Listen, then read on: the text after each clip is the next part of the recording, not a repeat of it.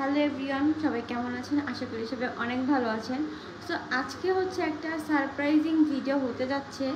সেইটা আহামরি কিছু না, বাট আমি যাকে সারপ্রাইজ দিব আমার ফুল কনফিডেন্স আছে সে এই সারপ্রাইজটা পাইলে খুব খুশি হবে। অ্যান্ড সে আমার খুবই স্পেশাল মানুষ। তো স্পেশাল মানুষকে স্পেশালভাবে একটু ট্রিট করতে চাচ্ছি। তাই আমি ঘুম থেকে উঠে জাস্ট ব্রাশটা করে চলে আসছি। আমার ফেস টেস দেখে আপনারা বুঝতেই পারতেছেন অবস্থা কেমন। তো বেশি কথা বলবো না, এখন হচ্ছে আমি রান্না বান্না করবো, তাই হচ্ছে রান্নাঘরে চলে এসেছি। তো চলেন দেখি কি কি রান্না করা যায়। আর হচ্ছে স্পেশাল মানুষটাকে আপনারা গেস করতে থাকেন, দেখি আপনাদের আইডিয়া ঠিক হয় কি না। তো ভিডিও কন্টিনিউ করেন আর আমিও কাজ শুরু করি, নয়তো অনেক বেশি লেট হয়ে যাবে। গাইস, এই হচ্ছে আমার পেঁয়াজ কাটাকাটি আর আমার অবস্থা খুবই খারাপ। আমি জাস্ট তোমাদেরকে দেখাচ্ছি। তো এই হয়েছে আমার অবস্থা, আমার চোখে পানি টলমল করতেছে। আমি জানি না তোমরা দেখতে পাইতেছো কিনা, বাট কিছু করার নাই, কষ্ট করলেই কেষ্ট মিলবে, তাই না? সো তাড়াতাড়ি করে কাজ শেষ করি। এই হচ্ছে গাইস আমার পেঁয়াজ কাটা শেষ। এখন আমি আলু কুচি করব আলু ভাজির জন্য। তো চলেন এটাও শুরু করা যাক।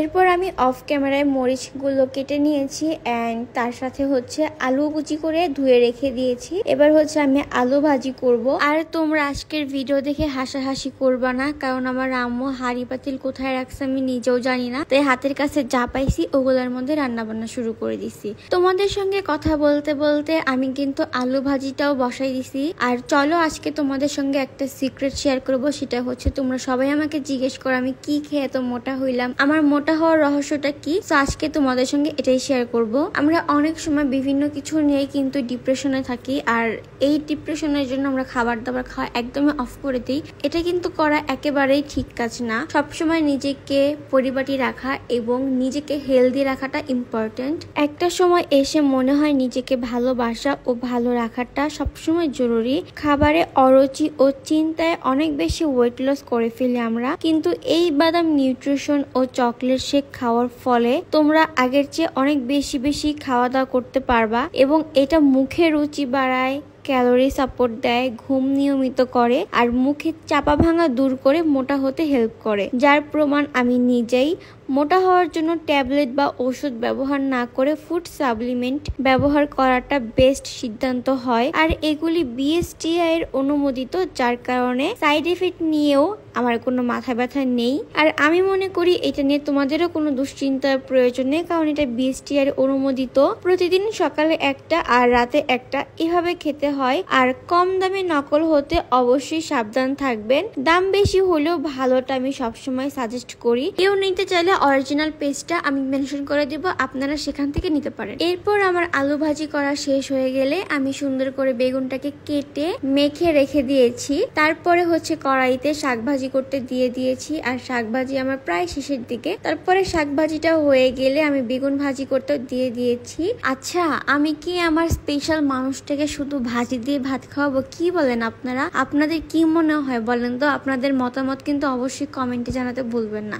এরপর বেগুন ভাজা হয়ে গেলে আমি 3টা ডিম সুন্দর করে ভেজে নিয়েছি। তার পাশাপাশি আমি মাংসটাকে ধুয়ে রেডি করে রেখে দিয়েছি অ্যান্ড এদিকে আমি কড়াইতে পেঁয়াজও দিয়ে দিয়েছি। আর আজকের ভিডিওটি তোমাদের কাছে কেমন লাগে অবশ্যই কিন্তু আমাকে জানাতে ভুলবা না। আর যারা আমার ভিডিওটা এখন কন্টিনিউ করতেছে সবাই আমার পেজটাকে লাইক, ফলো এবং শেয়ার করে দিবা। তারপর আমার মশলা কষানো হয়ে গেলে আমি হচ্ছে মাংসগুলো দিয়ে দিয়েছি। আর আমি অন ক্যামেরায় মাংসগুলোকে মশলার সাথে মিক্স করতে পারতেছিলাম না, দেন হচ্ছে আমি অফ ক্যামেরায় সুন্দর করে মিক্স করে নিয়েছি। আর গাইস, আমি কিন্তু রান্না বান্না একদমই পারি না। সো আমার রান্নাগুলো তোমাদের কাছে কেমন লাগে অবশ্যই জানাবা। আমি জানি তোমরা এখন অনেক কিছু ভাবতেছো যে স্পেশাল মানুষটা কে বা আমার বাসায় আসতেছে। আসলে ওরকম কোনো কিছুই না। মূলত আম্মু হচ্ছে নানুর বাড়ি গিয়েছিল, নানুর বাড়ি থেকে আম্মু আজকে আসতেছে। সো আম্মু আসার আগে আমাকে ফোন দিয়ে বললো যে একটু রান্না বান্না করে রাখতে। তো আমি ভাবলাম যে কি বা রান্না বান্না করবো, সবসময় আম্মু অনেক রান্না বান্না করে খাওয়ায়, কিন্তু ওরকম কখনো সুযোগই হয়ে ওঠে না বা আম্মু আমাকে কখনো